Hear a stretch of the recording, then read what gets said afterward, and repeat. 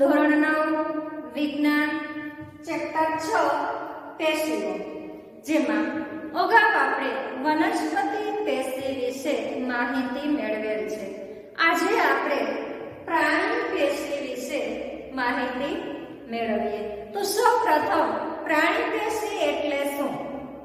તો પ્રાણીઓ પોતાની વિવિધ દેહધાર્મિક ક્રિયાઓ જેવી કે શ્વસન, રુધિરાભિસરણ, પ્રજનન વગેરે કાર્યોને અનુરૂપ તંત્રોમાં કાર્યરત અંગો, એટલે કે તંત્ર છે એ અંગોનું બનેલું છે.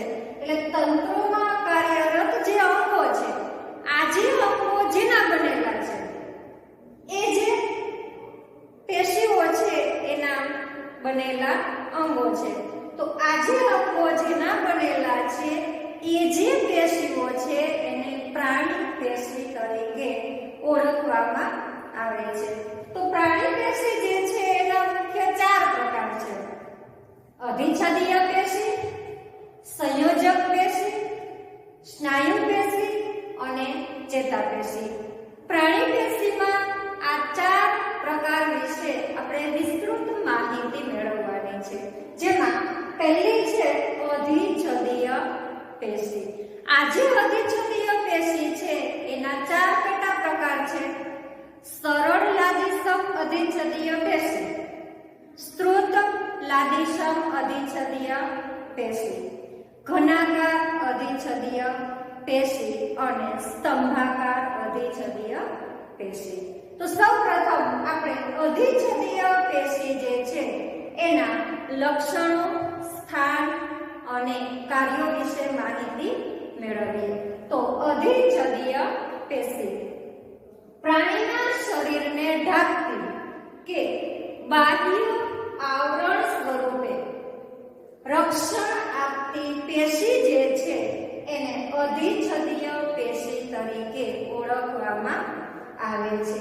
આ જે પેશી છે એ શરીરના અંદર રહેલા, શરીરની અંદરના જે મોટા ભાગના અંગો છે એ મોટા ભાગના અંગો અને જે પોલાણ છે એ પોલાણને આ અધિચ્છદીય પેશીના કોષો છે એ ઢાંકે છે.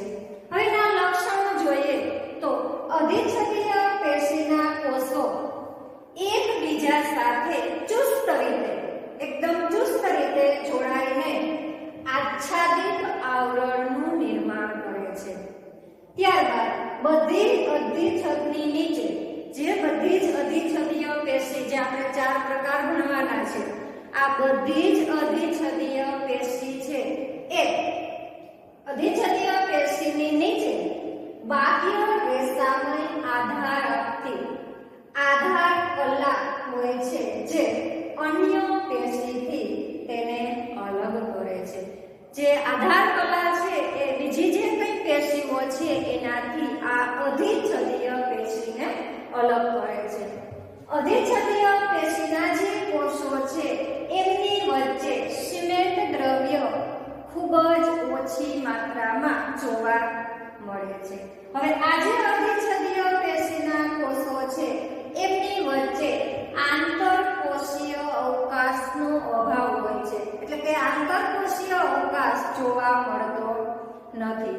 હવે એના સ્થાન જોઈએ તો અધિચ્છદીય પેશી છે એ આપણા શરીરમાં ક્યાં ક્યાં જોવા મળે છે? તો ત્વચા, એટલે કે આપણી ચામડી, મોંનું અસ્તર, અન્નળી, રુધિર વાહિનીનું અસ્તર, વાયુ કોષ્ઠો, મૂત્રપિંડ નલિકા, આ બધા જ અંગોમાં અધિચ્છદીય પેશી છે એ આવેલી હોય છે.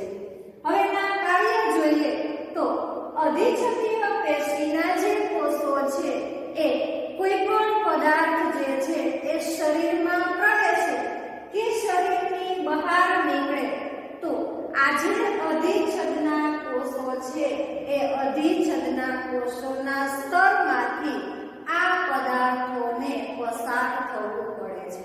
એટલે કે આ પેશી જે છે એ આધાર આપવાનું કાર્ય કરે છે. ત્યારબાદ અધિચ્છદીય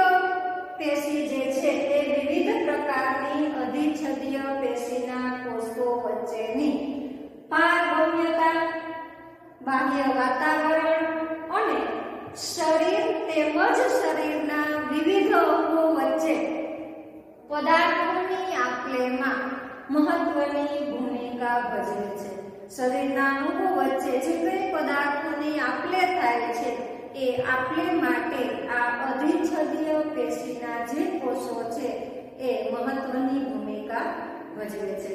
તો વિદ્યાર્થી મિત્રો, પ્રાણી પેશી એના 4 પ્રકાર અને એમાં અધિચ્છદીય પેશી જે છે એના લક્ષણો, સ્થાન અને કાર્યો તમારી નોટબુકમાં નોંધ કરી લેજો. ફરી મળીશું નેક્સ્ટ વિડીયોમાં. આભાર.